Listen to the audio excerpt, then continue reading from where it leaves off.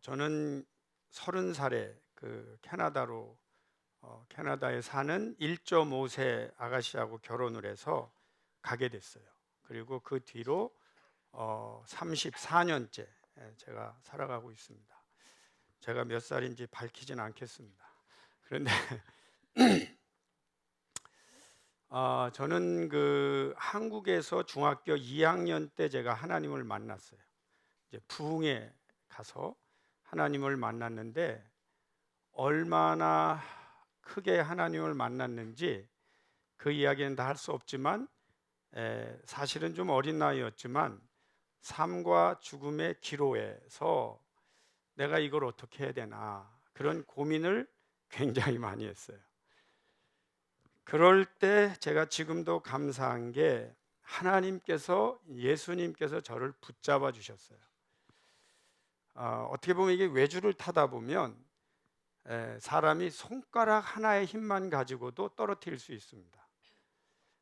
그럴 때 예수님께서 저를 붙잡아 주시면서 야, 너 임마 그쪽으로 하면 죽어 하면서 저렇게 붙잡아 주시는 체험을 했어요. 그때 제 생각에 아무것도 모르지만 나도 이 다음에 크면 이렇게 어렸을 때 방황하는 사람을 붙잡아 주는 사람이 돼야겠다. 이제 그런 생각이 들어왔어요. 근데 예수님을 만났는데 무엇을 해야 될지를 모르겠어요. 그래서 교회 가서 기도할 때 한 6개월 동안은 제가 할 수 있는 기도는 하나님 저 어떻게 하면 좋아요? 라는 기도만 반복했어요. 하나님 저 어떻게 하면 좋아요?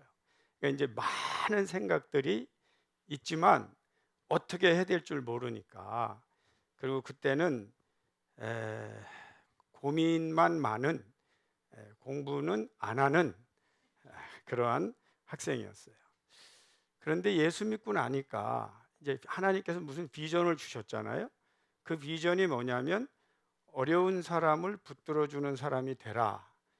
근데 그거 가만히 해보니까 그거 되려면 책도 읽어야 돼 갖고 공부도 해야 되겠다는 생각이 또 밀려 들어왔어요. 저는 요즘도 중고등부 학생들, 청년들에게 설교할 때 하나님을 만나면 공부 잘하게 된다라고 확신 있게 선언합니다. 아멘.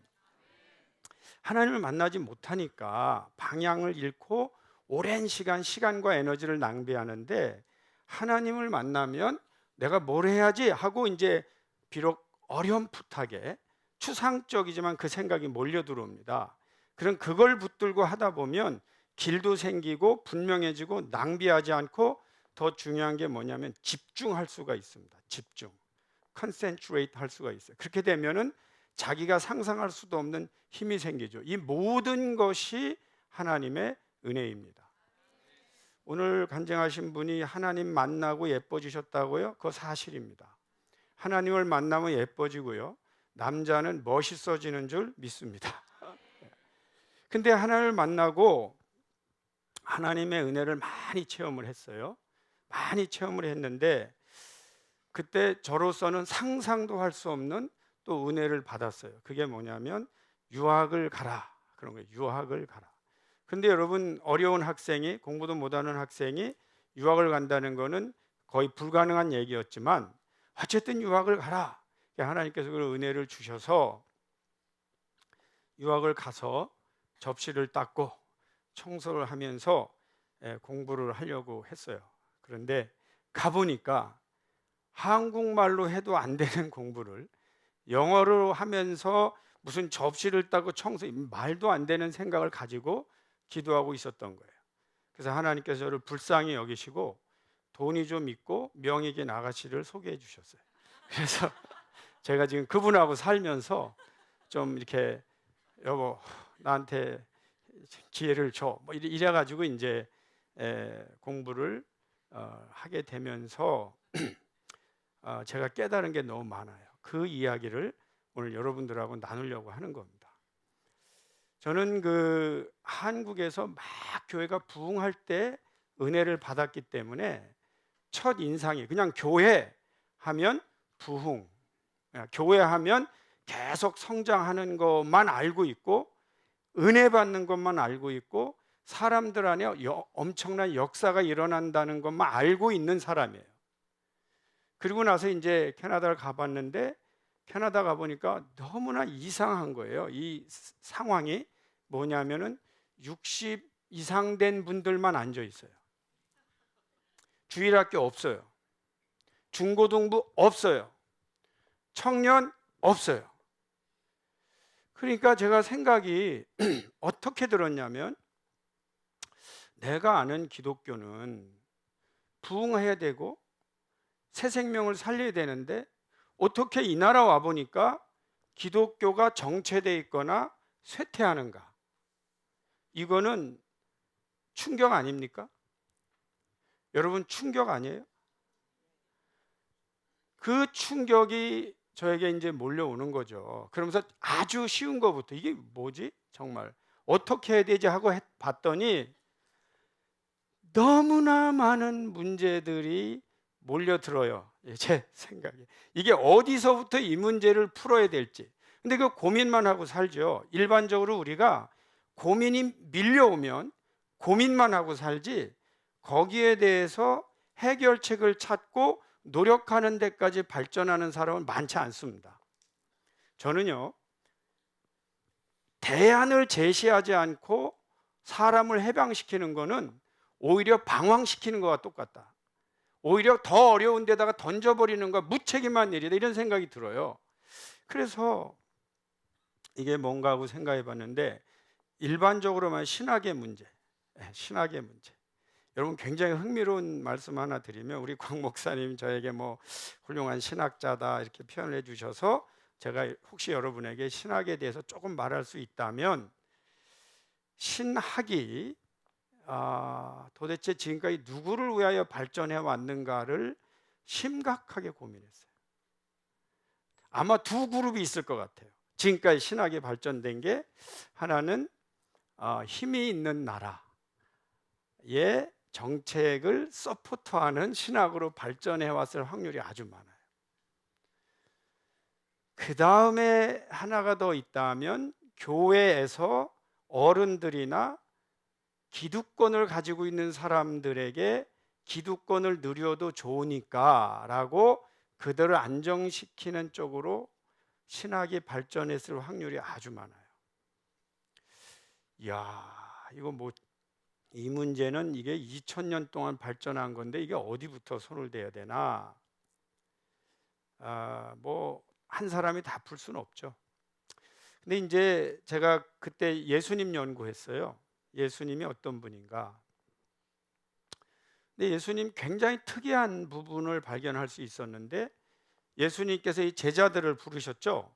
근데 의외로 그 제자들이 어떤 기득권 세력에 있던 사람들이 아니었거나 기득권에 있었어도 그들이 나오게 하신 분이라는 걸 알았어요. 이 사람이 기득권 안에 들어가 있으면은요, 그 기득권을 유지하려고 하는 식으로 정신과 영적인 세계가 집착하면서 다음의 생산적인 세력과 다가오는 세력에 대해서 자기도 모르게 자기를 보호하는 본능이 발전합니다. 그래서 보스들이 나오는 거예요. 보스들이. 야, 너가 뭔데 내 자리를 넘봐?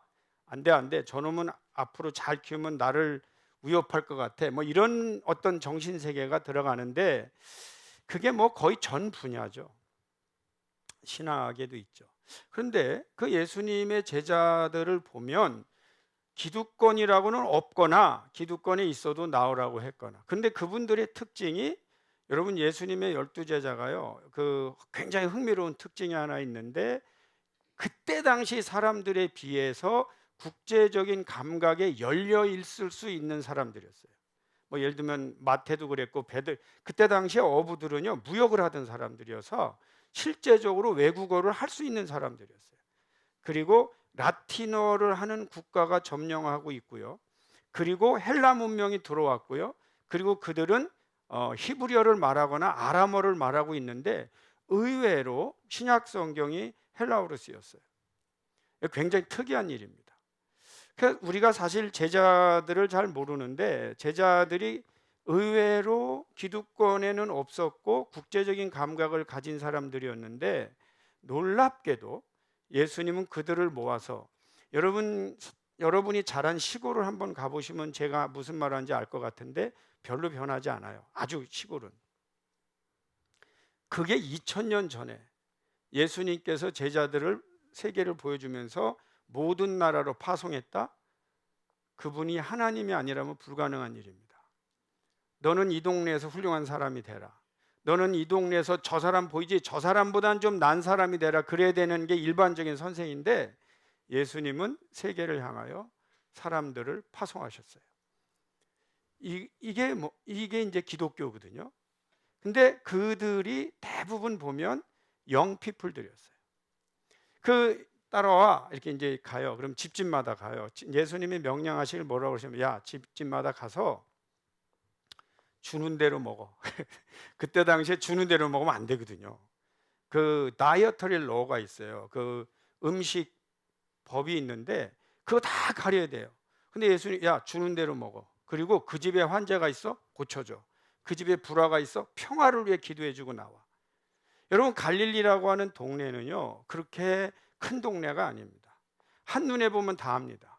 근데 그 중에 청년들이 몇 명이 이렇게 돌아다니면은요 둘 중에 하나입니다. 건달 아니면 거지입니다. 그 건달 아니면 거지라고 생각하는 사람들이 집에 왔어요. 그럼 사람들이 처음에는 두려워해요. 이거 들여 보내야 되나 말아야 되나. 그리고 수군거립니다. 쟤들 뭐야? 근데 그 사람들이 하는 짓을 보니까 집에 와서 평화를 빌고 고쳐주고 먹어가면서 사람들하고 친하는데 제가 알기로 이런 소문이 났을 것 같아요. 야, 그 예수 따라다니는 애들 말이야.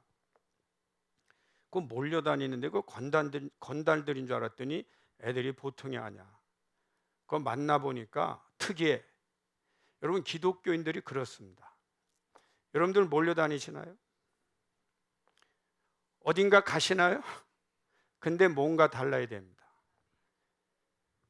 거기에서 피스를 이루어내고 힐링이 일어나고 거기에서 예수님 말씀을 해주며 사람들로 하여금 너무나 놀라운 다른 모습의 문화혁명을 일으킨 분들이 누구냐? 종교혁명을 일으킨 분들이 누구냐? 예수님의 제자들이에요. 근데 놀랍게 그 사람들이 젊은이들, 그 젊은이들은 뭐 해야 되는 사람들이냐면 우리가 흔히 알들이 젊은이들처럼 놀아야 될 사람들인데 그 안에 뭐가 들어간 사람들이에요. 그게 기독교예요. 그런데 이게 언젠가부터 이 기독교가 노인들, 어른들, 혹시 이 청년성, youthness 이거를 이제 상실한 거죠. 근데 뭐 그거 우리가 무슨 얘기를 하겠어요? 오케이, 예수님 믿는데 우리가 예수를 왜 믿나? 예수를 믿는 거하고 예수 믿고 따르면서 예수처럼 사는 거하고 많이 달라요. 근데 우리가 예수를 믿고 그분처럼 사는 게 굉장히 중요하죠. 근데 그분처럼 사는 분야는 항상 뒤로 미뤄져요. 그냥 왜? 우리가 믿고 구해야 될 게 너무 많으니까. 그래서 빨리 받아야 될 은혜가 너무 많으니까 자꾸 뒤로 미뤄집니다. 이제 제가 목회를 공부도 하고 나름 목회하면서 이걸 이제 지금 같이 해보고 있거든요. 근데 저에게 몇 가지의 목사에게는 유혹이 옵니다. 몇 가지가 있는데 좋은 유혹만 말하자면 부흥은 저에게는 굉장히 큰 유혹이었어요. 왜냐하면 재정이 필요하고요. 어른이 빨리 많이 모여야 되니까 이 주일학교 중고등부 청년들을 함께 데리고 가는 거는 항상 나를 스탑시키는 요인이에요. 야, 거기다가 시간 이렇게 쓸 수 없다. 이제 그런 게 저에게 많이 다가오죠. 제가 개척을 했어요. 이제 21년째 됐는데 토론토 말씀의 교회인데 원칙을 정했어요. 우리는 어린이 주일학교 중고등부 청년의 숫자와 어른의 숫자가 같이 간다. 만약에 이게 아니라면 나는 30년이나 50년 후에 텅텅 빌 수 있는 교회를 목회하는 것과 다를 바 없다. 그런 결론을 내렸어요. 그러다 보니까 이제 자녀들하고 애들 데리고 가는 게 굉장히 어렵습니다. 왜냐하면 그들을 지도할 수 있는 중간 지도자를 길러야 되는데 그 중간 지도자를 기르는데 3년에서 5년, 빠르면 어떤 사람은 10년 걸리고 어떤 사람은 영원히 지도자가 안 되는 사람들이 교회에 있어요. 참 어렵죠. 그냥 하고 있어요, 나름. 근데 해보니까 감사한 거는 된다, 이런 생각이에요. 몇 가지의 그 유혹만 떨쳐버리면. 여러분, 우리 기독교인들이 죄를 짓게 됩니다. 무슨 죄를 짓냐면, 죄 중에 이런 죄가 있어요. 이거는 분명히 죄인 줄 알고 짓는 죄는 얼른 버릴 수 있어요. 그죠? 내가 왜 이런 짓을 하지? 하고 끊을 수 있어요. 그런데 잘하는 줄 알고 짓는 죄는 파급력이 더 큽니다. 왜냐하면 그 잘하는 줄 아니까. 그런데 그런 죄 중에 하나가 자기의 영적인 우리 이제 어른들, 여기 할머니, 할아버지는 많이 안 계시네. 저희 교회는 할머니, 할아버지도 많이 계세요. 근데 할머니, 할아버지, 엄마, 아빠, 이분들이 참 갈급해요. 참 갈급하고 믿음 좋은 분들이 참 많아요. 그런데 예를 들면 제가 목회를 하면 그분들이 저에게 요청하는 거는 다 본인들을 위한 거예요. 이 주일학교 중고등부 청년들, 제가 주일학교 중고등부 청년들하고 가장 잘하는 게 뭐였냐면은 중고등부 청년을 모아놓고 축구하는 거예요. 여러분, 축구팀을 2팀만 만들면 성공하는 거죠? 어떻게 생각하세요? 그래서 저는 어딜 맡아도 축구팀 만드는 게 제 미션이었어요. 2팀만 만들면 일단 22명, 거기서 좀 후보가 한 25명을 확신하는 거죠. 근데 그걸 하기까지 어른들이, 아니 목사님 맨날 뭐 하냐, 어디가 있냐, 우리가 찾을 데 없다, 또 왜 반바지 입고 뛰냐, 이제 이런 얘기들이 계속 나오는 거죠. 그리고 돈 없다, 걔들 백날 해봐야 먹이느라고 예산만 나가지 그게 안 맞는다, 뭐 이런 게 계속 반복이 돼요.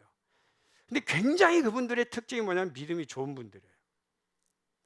여러분, 믿음이 좋다는 게 뭔지에 대한 자각이 없으면은요, 우리가 하나님의 은혜를 너무 갈망하다 보면 내 발밑에 누구를 밟고 있는지 못 볼 수가 있어요.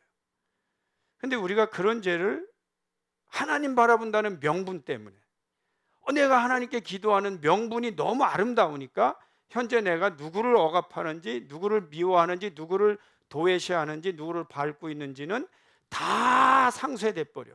이 하나님을 바란다는 오직 그 하나의 멋과 명분 때문에 저희가 그런 죄를 굉장히 많이 짓고 있는 거죠. 제가 오늘 여러분하고 만나면서 그런 생각을 했어요. 우리 크리스찬들 가운데 자성을 할 줄 아는 크리스찬들이 되면 참 좋겠다. 자성이 뭐냐면은 자기를 늘 들여다보는 거예요. 혹시 중고등부 학생들은 자기를 들여다보는 기능이 별로 없을까요? 그렇지 않아요. 저희가 어떻게 생각하느냐에 따라서 그런데, 사랑하는 성도님 여러분, 우리가 지금 믿음 생활을 하고 있어요. 근데 이 믿음 생활을 우리가 어떻게 해야 될 거에 대해서 끊임없이 고민하면서, 언제까지 고민하느냐? 하나님의 나라에 갈 때까지. 이만하면 됐다가 아마 저희가 육신적으로 사는 한 오지 않을 겁니다. 끝까지 고민하면서 살피면서 신앙생활을 해야 됩니다. 자, 그리고 나서 이제 제가 가보니까 이 문제는 어떻게 극복하느냐 했는데, 그게 뭐냐면은 다음 세대로 복음을 전할 수 있는 신학과 여유와 구조가 안 돼 있는 구조를 가지고 우리가 가고 있는데, 자, 제가 아까 뭐라고 표현했죠? 가보니까 고민에 빠졌다고 그랬잖아요. 근데 그 고민이 남의 이야기인 거하고 나의 얘기한 거의 고민의 차이가 있죠. 제가 서양교회를 보고 충격을 받았다고는 충격일 뿐이에요. 근데 그게 현재 한국교회에 일어나고 있다? 그거는 충격 플러스 고민이죠. 현재 우리 안에도 계속 일어나고 있어요. 여러분, 부모가 왜 자녀를 전도하지 못할까요? 아세요? 많은 부모님, 저는 목회자이기 때문에 그걸 많이 봐요. 너무나 많은 부모님들이 자녀를 전도하지 못해요. 가장 큰 요인은 부모와 자녀 간의 소통이 단절돼 있어요. 여러분, 부모와 자녀가 소통해야 되잖아요. 근데 소통할 때 뭐로 하죠? 언어로 하나요? 언어만 가지고 하나요? 소통은 의식의 교환이죠. 근데 의식으로 서로 애정을 교환할 수 있을 정도의 기술이 굉장히 떨어지는 거예요. 그래서 많은 자녀들이 소통을 안 하거나 닫혀 있거나 상처받은 상태인데, 그러한 크리스찬 가정이 아주 많다는 거예요. 아버지가 잘못하고 있거나 어머니가 잘못하고 있거나 그런 크리스찬 가정이 참 많아요. 저도 아들들이 둘 있거든요. 그 아이들하고 소통하는 게 큰 숙제예요. 어떤 때는요 자존심이 상해요. 그래서 저는 자녀들하고 소통하기 위해서 우리가 잘난 것도 내려놔야 되고 못난 것도 내려놓고 그들하고 영적인 소통하면서 복음을 전할 준비가 부모님들이 되어 있지 않으면 아마 우리 가정도 남과 다를 바 없이 자녀들 함께 하나님 나라 데려가지 못할 확률이 아주 높습니다. 또 하나는요, 제가 가만히 보니까 부모님들 보고 죄인이라고 말하면 안 되죠. 큰일 나죠. 근데 부모님들 가운데 보면 우리 자녀가 사회에서 잘 된다는 보장만 있으면 가끔 교회에 빠져도 되는 걸 너무 쉽게 허락한다는 거예요. 심지어는 엄마, 나 이번 주일날만 교회 안 가면 A 받을 수 있어. 그러면 알았어. 내가 가서 전도사님한테 잘 말해줄게. 넌 가서 공부해. 엄마, 아빠, 나 이번에 이거 너무 중요한데 주일날인데 이거 가야 돼. 뭐 이날 가서 뭐 면접을 할 뭐가 있잖아요. 그러면 알았어. 내가 목사님한테 말해서 너 뭐 아프다고 하든지 알아서 해줄 테. 계속 빼주는 거예요. 사회에서 잘 된다는 보장만 있다. 그런데 글쎄요, 이게 좋은 얘기가 될지는 모르겠는데 제가 오래전에 시카고 코스타에 가서 문화에 대해서 그때도 강의를 했는데, 그때 참 놀랍게 이만열 교수님이 그 장로님이신데 그때 오셔서 그 많은 한 700~800명 모였어요. 미국에 굉장히 공부하는 뭐 박사 후보생 하여튼 그 리더들이 모여 있는 데서 저는 그분에 대해서 잘 몰랐어요. 그냥 그 뭐 민주화 운동하고 역사학자고 감옥에 갔다고 이런 정도 이야기는 들었어요. 근데 그분이 주일 성수에 대해 말할 줄은 전 상상을 못했어요. 근데 그분이 어렸을 때부터 성경책을 품고 교회를 다녔어요. 비가 오면 젖을까 봐. 그리고 나서 서울대학을 갔는데 그 뭐 역사 탐방인가 그거를 가야 되는데 그거를 1학년 때도 안 가요. 왜? 주일날 꼈어요. 2학년 때도 안 가요. 그래서 8번인지 하여튼 가는 걸 한 번도 안 간 거예요. 근데 그분은 딱 하나예요. 주의를 지키기 위해서. 근데 제가 그 이야기를 듣고 정말 이 평신도 장로님이 그래도 그럼에도 불구하고 그 한국의 역사학을 대표하는 학자가 돼서 얼마나 영향력이 있어요. 너무나 감사하죠. 근데 이제 제가 그 이야기를 듣고 밴쿠버 언젠가 또 코스타를 가서 새벽 예배를 인도하는데 그분이 앞에 앉아 계세요.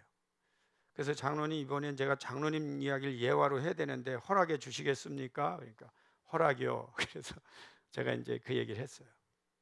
여러분, 주일이 굉장히 중요합니다. 주일 목숨 걸고 지켜야 됩니다. 만약에 사회에서 잘 된다는 보장만 있다면 뭐 한두 번 자꾸 이렇게 어겨가면서 내가 어길 수만 있다 이렇게 자꾸, 지금 이게 어린이 중고등부 청년들한테 밖으로 나가는 문을 열어두는 건데 그거 누가 가르쳐야 되느냐? 부모가 가르쳐야 돼요. 근데도 슬프지 않게, 화나지 않게, 그러면서도 자부심 가지고 기쁘게 할 수 있는 건 뭐냐? 소통의 기술이에요. 그래서 제가 그날 이 이야기를 하면서 여러분 다, 제가 알기로 우리 장로님은 주의를 지키기 위하여 역사학도에게 그렇게 중요한 그 뭐 역사 탐방 안 가도 이렇게 한국을 대표하는 대표적인 역사학자가 돼 있다고 이제 했어요. 많은 분들이 은혜를 받았어요. 근데 끝나고 나서 그 장로님이 저에게 오셔서 인사를 해주시더라고. 목사님, 앞으로 그 예화는 얼마든지 사용하셔도 좋습니다. 사실이니까. 다만 한국을 대표하는 역사학자는 틀린 겁니다. 그것만 빼주십시오. 참 훌륭한 분이라고 지금도 생각을 합니다. 한 번은 아들이 저에게 은근히 이제 저도 아이들이 제 설교에 은혜 받기를 바라고 있는데, 자녀가 아버지의 설교에 은혜 받는다, 멋있지 않아요?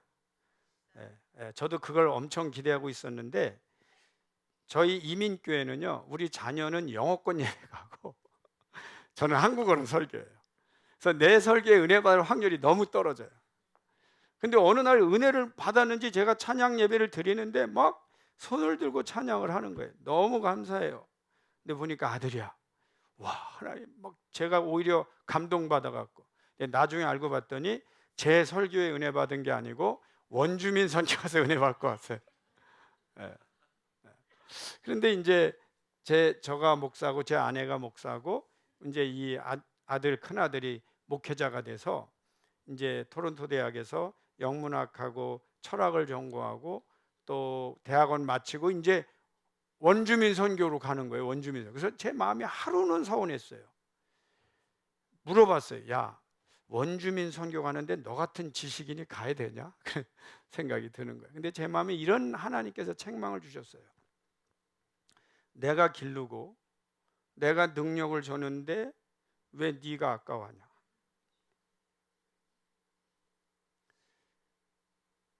그 마음은 저기 이렇게 들어왔어요. 야, 목사인 나도 그런데 평신도들이 어떻게 이 유혹을 이기겠나?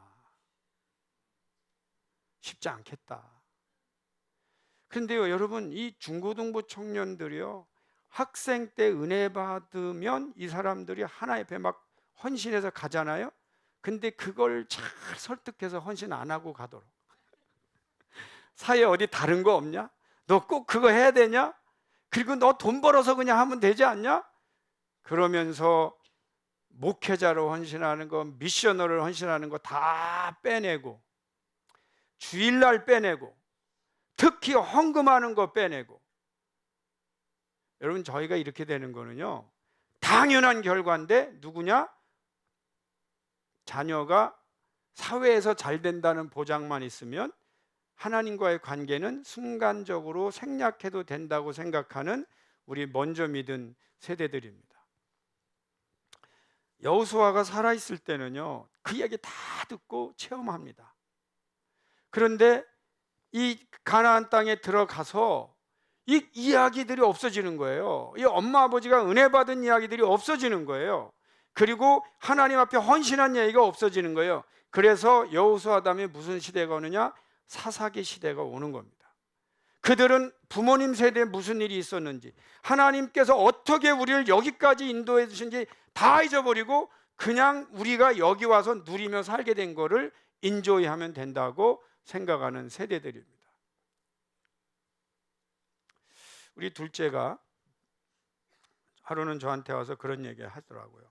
아빠, 우리 집은 아빠도 목사, 엄마도 목사, 형도 목사. 그럼 돈은 누가 벌어? 야, 근데 그 퀘스천 아닙니까? 그래서 야, 그거 좋은 질문이다.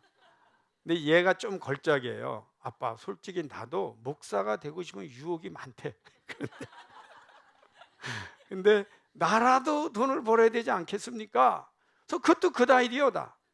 좋은 생각이다. 근데 그때 제가 대답을 잘해야 돼요. 그때 제가 이렇게 표현했어요. 나는 네가 several million을, 수백만 불을 벌어도 주의를 못 지키는 건 아빠는 슬프다. 그래서 무슨 일을 하든 주의를 지키는 일을 해라. 두 번째로, 같은 일을 해도 남에게 좀 유익을 주는 일을 해라. 그때 이제 스탁된 거예요. 자기가 뭐 그거 말고 돈 벌 프로젝트를 가지고 왔는데, 그래서 가서 한 달을 찾아오더라고. 한 달을 찾아와요. 근데 또 찾아온 거 보니까 변호사예요. 그거 주일날 지키면 돼. 그거 괜찮다. 그리고 변호사인데 어떤 변호사냐면, 그 왜 여러분 우리 같은 소수민족이 이제 백인 사회에 가면은 범죄를 저지르잖아요. 그럼 우리 문화를 모르니까 우리를 대변하는 사람이 적절하지 않으면 우리는 그냥 죄인이 되잖아요. 그래서 이 아들은 소수민족을 변호하는 변호사로 특정화해서 지금 그 일을 하고 있어요. 목표한 돈은 좀 아니어도 교회에 얼마나 유익하게 모범적으로 하면서도 일을 하는지 모르겠어요. 근데 제가 깨닫는 게 있어요. 우리가 몇 가지만 포기하면 하나님 일 잘할 수 있어요. 근데 그걸 못하고 계속 사회에서 잘 되는 것만이 우리의 잘 되는 거다 이런 생각하고 가니까 우리 믿는 사람들도 사실은 좀 정확하게 오늘 우리가 어떻게 사는 것이 중요한가를 구분할 필요가 있고요. 그 일에 대하여 포기할 건 포기하고 바칠 건 바치고 내 길을 향해서 가면. 근데 제가 요즘 은퇴를 이제 준비하면서 생각할 때 드는 확신이 있어요. 그게 뭐냐면 하나님께서는 죽이시진 않는다. 아멘. 제가요 지금까지 먹고 사는데 아무 문제 없었어요. 그 은혜 아닙니까?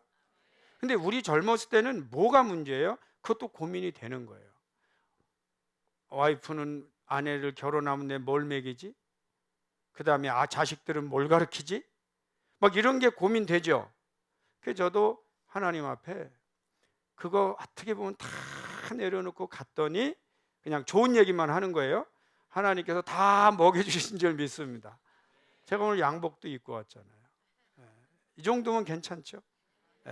한국에 와서 이렇게 전철 타고 어떤 데는 가방 들고 2시간, 3시간씩 복음 전하러 다닐 때 무슨 생각이 드냐면, 야, 옛날에 우리 사도들이 그랬는데 요즘 내가 너무 편하게 복음을 전했구나. 그러면서요 이렇게 다니는 게 너무 감사해요. 너무 감사해요. 우리가 하나님의 복음 안에서 이제 영성, 청년성, 야성 이런 게 회복되고 포기할 거 포기하고 다음 세대에 끌고 가야 되는데, 자, 혹시 그 보여줄 영상 하나 있나요? 제가 부탁한 거 있는데 보여줄 수 있나요? 없어요? 파워포인트 그 중에 십자가 하나만 보여주세요. 제가 좀 제대로 부탁을 못했나? 보여주고 있어요? 이거 보이겠나 이거? 이게 이제 제가 신학적인 관점에서 보는 차영지 운동 그랬는데, 제가 이제 그 차영지라는 말이 뭐냐면 차세대 영적 지도자라는 말이에요. 그래서 이제 spiritual leaders for the next generation이란 뜻이에요. 근데 이 차영지라는 말을 여러분이 기도 속에 넣잖아요. 그럼 여러분 되게 좋습니다. 영적으로. 왜 그러냐면 내 기도 속에 차세대가 들어갔잖아. 이게 들어간 기도와 안 들어간 기도가요 굉장한 차이가 나요. 그 다음에 영적이라는 말이 들어가잖아요. 스피리추얼하죠. 근데 우리가 세상에서 하는 많은 일들 중에 많이 그냥 스쳐 지나가는, 못 알아차리고 지나가는 게 영적인 문제예요. 근데 영적인 문제가 들어가면 굉장히 좋아요. 그 다음에 차세대 영적 지도자가 들어가요. 여러분 혹시 여쭤보겠어요? 여러분 제가 여론조사 해볼게요. 나는 영적 지도자다 라고 생각하는 분들 한번 손 들어보세요. 뭐 들으셔도 되고 안 들으셔도 돼요. 그런데 이제 제가 묻는 게 뭐냐면 제가 이런 질문하면 누가, 좋은 질문이죠. 목사님은 지도자라는 개념이 데피니션이 뭡니까? 그러는데 지도자라고 하는 것은 좀 더 탁월해서 내가 할 수 있는 걸 빨리 끝내고 남는 시간과 에너지로 남의 걸 해주는 사람이 지도자예요. 그렇죠? 다시 말하면 나를 챙기는 데 실패하지 않고 남도 챙길 수 있는 사람이 리더예요. 그렇다면 기독교인은 다 리더라는 뜻이에요. 크리스찬들이 그런 사람들 아니에요? 혹시 여러분들 내 문제 하나 해결 못해서 죽을 때까지 그거에 갇혀서 살다가 혹시 죽으라고 우리가 하나님 앞에 콜링 받은 건 아니잖아요. 크리스찬이라는 말은 이미 내 문제를 해결하고 남는 에너지와 재능과 능력으로 다른 사람, 그 사람이 어떤 분은 한 사람, 어떤 사람은 1000사람, 10,000사람일 수는 있지만 최소한 남을 챙기는 사람이 리더잖아요. 그렇다면 크리스찬은 원래 리더를 의미하는 거예요. 근데 만약에 크리스찬들에게 내가 리더라고 생각하는 분 할 때 혹시 나는 아니라고 생각했다면 그 역시 근본적으로 잘못된 거예요. 다시 묻겠습니다. 나는 리더다 그렇게 생각하는 분 손 들어보세요. 할렐루야. 제가 오늘 와서 한 일은 이거예요. 많은 분들을 리더로 출정식하고 가는 겁니다. 아멘. 내가 리더라고 생각하는 사람하고요, 내가 리더가 아니라고 생각하는 사람, 인생의 차이가 나중에 엄청납니다. 그렇다면 우리는 모두 리더인 줄 믿습니다. 우리가 합창 한번 하고 가겠습니다. 나는 리더다. 나는 리더다. 이게요, 어디든지 가서 우리는 선언해야 됩니다. 우리 중고등부 학생들, 청년들 어디 가도 리더라는 거 잊으면 안 돼요. 이거를 선언하면서 살아야 돼요. 네. 자, 그래서 이 차세대 영적교, 다시 한번 십자가를 보여주세요. 차세대 영적교인데 제가 저기다 뭐라고 썼냐면 위부터 아래는 시간적 선교, 옆으로는 공간적 선교라고 썼죠. 제가 이제 강사 세워놨다고 너무 그냥 시간 가는지도 뭐 하면 안 되죠. 제가 끝내는 시간 잘 맞추기로 유명한 사람이니까 너무 염려하지 마세요. 지금부터 한 10분만 더 하겠습니다. 그 화면을 보여주시면 지금까지 미션이라고 했을 때 너무나 많이, 그러니까 기독교 역사 2000년을 되돌아보니까 예를 들면 선교하면은 공간적 선교만 한 거예요. 예를 들어 볼까요? 너 뭐 할 거야? 선교사. 선교사? 그럼 어디로 가? 아프리카로 가? 뭐 중국으로 가? 뭐 이렇게 하면서 from this space to another space, 여기에서 이렇게 옮기는 거예요. space from space to space 이렇게 옮기는 거죠. 이게 이제 일반적으로 지금까지 선교인데, 제가 신학을 공부하면서 저는 예수님 시대부터 이제 현대 신학까지 해보니까 깨달은 게 뭐냐면 기독교 선교 안에는 시간적 개념의 선교가 있어요. 그게 뭐냐면 from this generation to another generation, next generation. 그러면 여러분 선교사 하면은 우리는 지금 두 종류를 다 해야 됩니다. 그게 뭐냐면 공간적 선교도 해야 되지만 시간적 선교도 해야 됩니다. 그런데 이 시간적 선교를 너무나 우리는 이제 생략하고 공간적 선교에 집중해 보겠어요. 제가 한번 집중해 보겠습니다. 여러분들 가운데 선교사로 만약에 앞으로 헌신한다. 그런데 공간적 선교를 해요. 그럼 5분이 헌신했어요. 그럼 헌신한 5분이 빠져나가는데 선교사로 헌신하려면 탁월한 분이 합니다. 교회에도 열심히 하는 분. 그래서 5분 나왔어요. 근데 이 5분을 또 그냥 보내나요? 헌신해야 되기 때문에 헌금으로 후원합니다. 그 또 나온 이제 어떤 문제냐면, 저는 목회를 했기 때문에 이걸 아는데 미국 교회를 보고 유럽 교회를 보고 안 게 뭐냐면 그들이 안 한 게 아니에요. 잘하는 줄 알고 한 거예요. 그런데 공간적 선교만 50년 하면 오히려 기독교는 쇠퇴합니다. 이게 이제 우리도 지금 거기에 딜레마에 빠져 있고요. 그 왜 그런가 한번 보세요. 유럽이나 미국이나 한국이 다 그 딜레마에 빠져 있어요. 그런데 이런 거예요. 5명이 나가면 밑에서 올라오는 이 5명의 리더가 올라오지 않고 30년 내지 50년 동안 되게 열심인 거죠. 그렇지만 이 올라오는 게 스탑돼 있어요. 그러면 나중에 눈을 떠보면 인재들 많이 나가 있고 재정이 부족한 상태에 돌입합니다. 근데 그동안에 우리가 뭘 했냐면 밑에서 올라오는 이 미션을 30년을 안 한 거예요. 그냥 두고 본 거죠. 여러분 그거 아세요? 우리나라 현재 주요 교단이 이제 장로교 통합 측이죠. 60%의 교회가 10개 중에 6개가 주일학교 없어요. 이게 통계예요, 통계. 근데도 우리는 뭘 카운트하느냐? 교회 몇 명 나오느냐? 예산이 얼마냐? 그리고 이대로 가도 아무 문제 없을 것 같은 상태에 그냥 우리가 가고 있는 거예요. 근데 저는 이걸 뭐라고 보느냐? 사탄의 전략이라고 보는 거예요. 왜 그러냐? 잘하는 줄 알고 하는데 가끔 우리에게는 어떤 부분이 있냐면 너무나 문제가 있는데 보고 싶지 않은, 마치 우리가 병원에 가고 싶지 않은 심정과 비슷해요. 문제가 있다는 것을 듣고 싶지 않은, 다만 우리가 살아있는 동안에는 열심히 일하다가 하나님 나라 가는 것으로 정리하고 싶은 유혹이 저희들에게 있습니다. 근데 제 오늘 메시지는 한번 돌아보자는 거죠. 그리고 지금부터 전략을 완전히 바꾸는 거예요. 데리고 가는 거예요.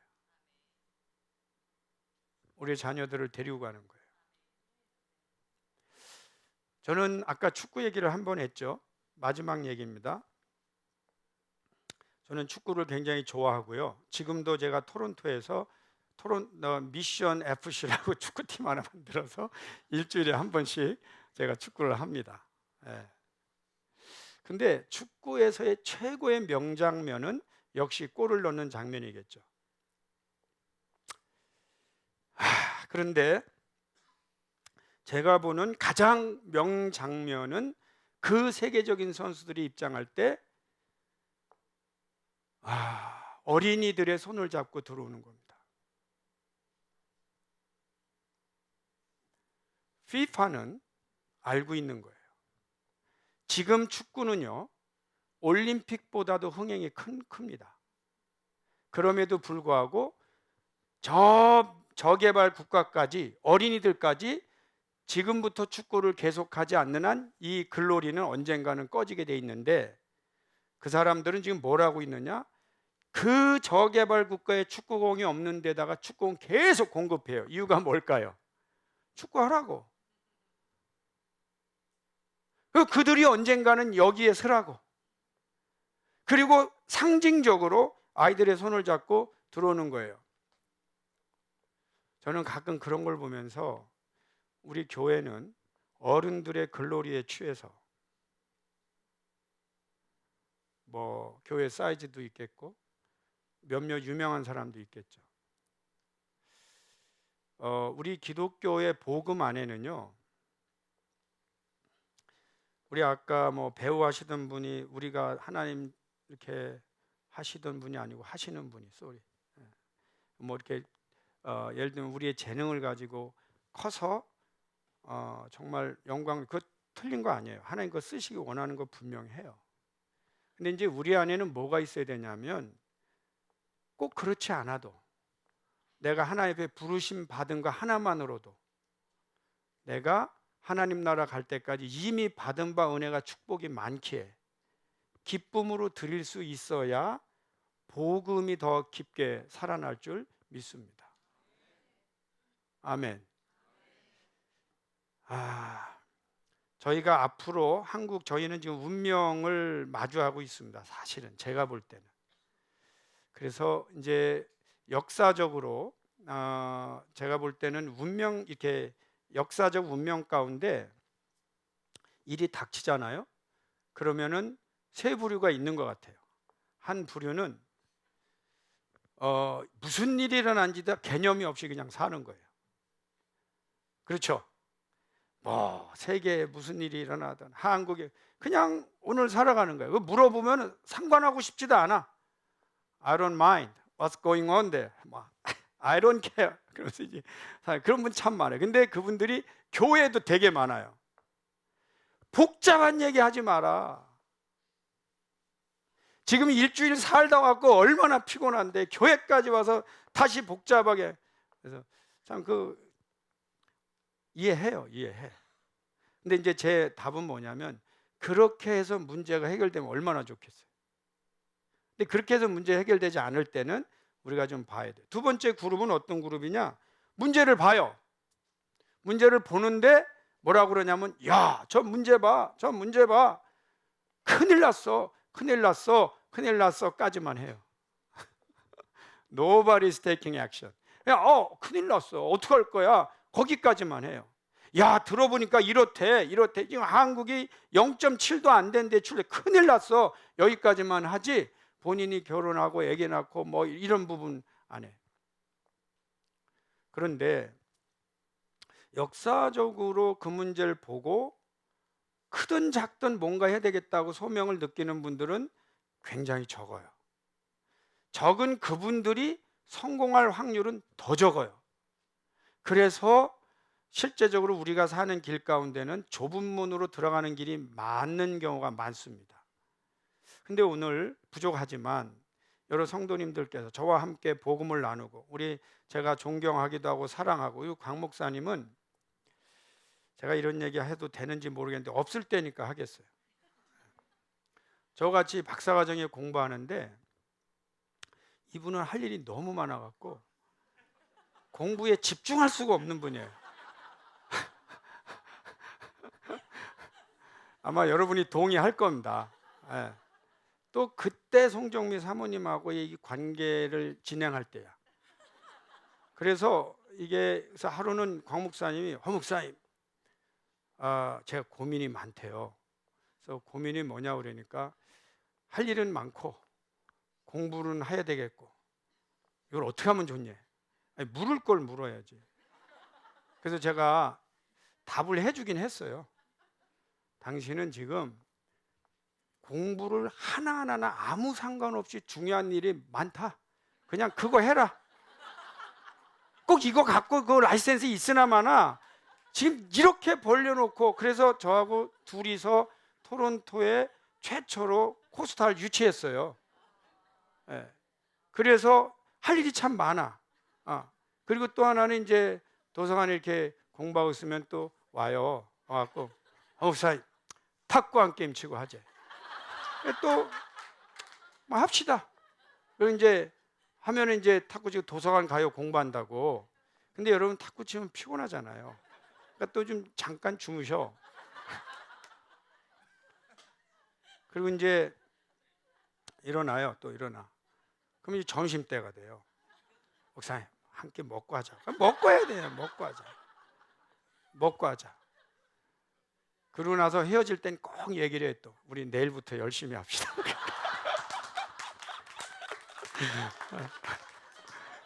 근데 지금 만나도 똑같아. 예. 그래서 이분을 좋아하고 사랑하고, 그리고 제가 존경하는 게, 저는 10발을 뛰어도 못 쫓아갈 길들을 가고 있어요. 예. 그러니까 이제 깨닫는 거는 하나님께서 은사대로 쓰시는 건 맞아. 예, 맞는데 이제 그 안에, 이제 여러분도 지금 다 그런 분들, 그 안에 넥스트 제너레이션이 영적인 부담으로 들어와야 된다는 거죠. 예. 그래서 저희들 같이 한번 가보면, 우리가 역사 속에서 모른 채 갔거나 외면하기보다는 최소한 일부분이라도 내가 책임을 느끼고 해보려고 하다가 하나님 앞에 부름받는 우리가 될 수 있기를 축원합니다.